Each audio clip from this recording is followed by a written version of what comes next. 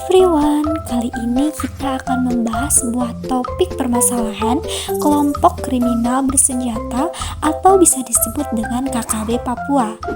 So, simak videonya sampai habis ya. Sebelumnya, kalian pernah dengar gak sih apa itu KKB Papua? Dan dari mana sih asal-usulnya? Kelompok kriminal bersenjata atau KKB di Papua memiliki asal-usul kompleks dan beragam. Sejarah KKB dapat ditelusuri kembali ke konflik politik dan sosial yang panjang di wilayah Papua, yang bermula sejak masa kolonial hingga masa kemerdekaan Indonesia. Pada awalnya, Gerakan Kemerdekaan Papua Merdeka atau OPM muncul sebagai kelompok yang memperjuangkan kemerdekaan Papua dari Belanda. Namun, setelah Papua menjadi bagian dari Indonesia pada tahun 1969 melalui PEPERA atau Peperangan People Choice, sebagian anggota OPM menolak hasil tersebut dan terus memperjuangkan kemerdekaan Papua secara bersenjata.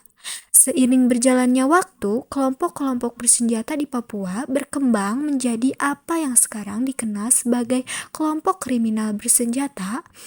Mereka terlibat dalam serangkaian tindakan kekerasan, termasuk pembunuhan, penculikan, dan penyerangan terhadap aparat keamanan dan warga sipil. Tujuan dari KKB Papua tidak selalu jelas dan sering bervariasi tergantung pada kelompok atau individu tertentu di dalamnya. Namun, secara umum, beberapa tujuan yang dapat diidentifikasi dari KKB di Papua antara lain: 1. Pemisahan Papua dari Indonesia. Sebagian anggota KKB memiliki tujuan untuk memperjuangkan kemerdekaan Papua dari Indonesia dan mendukung gerakan Papua Merdeka. Mereka menolak kedaulatan Indonesia atas Papua dan berjuang untuk pemisahan Papua sebagai negara merdeka. 2. Penolakan terhadap pemerintah pusat. KKB juga sering mengekspresikan ketidakpuasan terhadap pemerintah pusat Indonesia, terutama terkait dengan isu-isu politik, ekonomi, dan hak asasi manusia di Papua. Mereka memperjuangkan otonomi yang lebih besar atau bahkan kemerdekaan bagi Papua. 3. Eksploitasi sumber daya alam. Beberapa anggota KKB diduga terlibat dalam eksploitasi ilegal sumber daya alam di Papua, seperti illegal logging, illegal mining, dan perdagangan ilegal hasil hutan.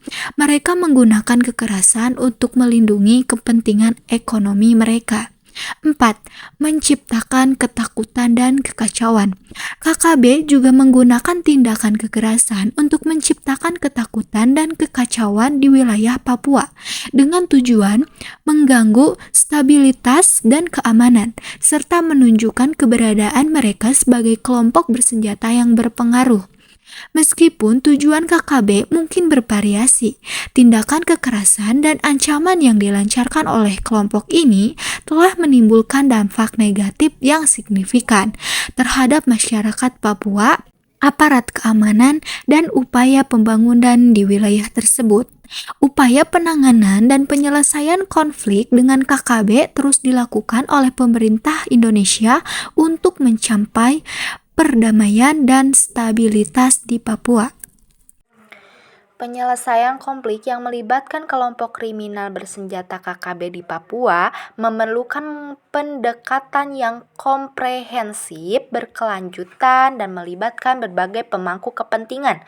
Beberapa langkah yang dapat diambil untuk mencapai penyelesaian masalah yang tepat antara KKB dan pemerintah Indonesia di Papua antara lain: 1. Dialog dan negosiasi. Penting untuk membuka ruang dialog dan negosiasi antara pemerintah Indonesia dan perwakilan KKB untuk mencari solusi damai. Proses dialog yang inklusif dan transparan dapat menjadi langkah awal untuk membangun kepercayaan dan mencari kesepakatan bersama. 2. Pemberdayaan masyarakat.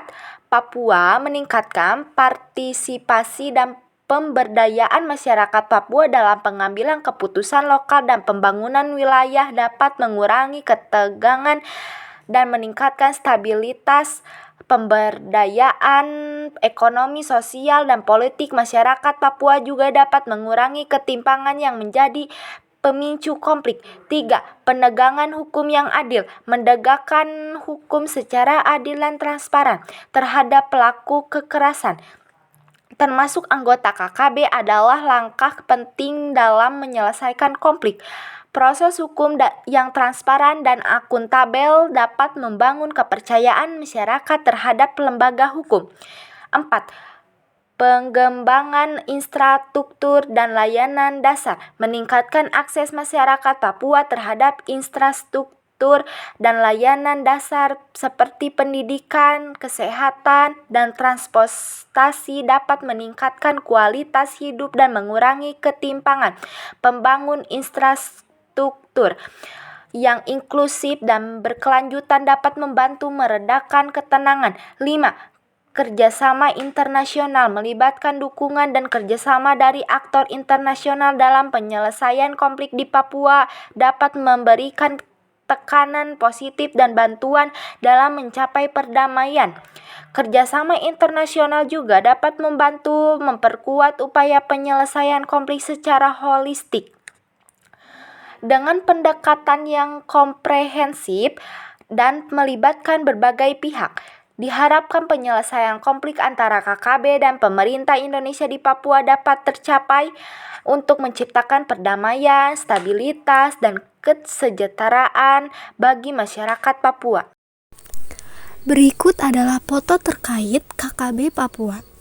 Cukup sekian pembahasan kali ini seputar KKB Papua. Terima kasih atas perhatiannya.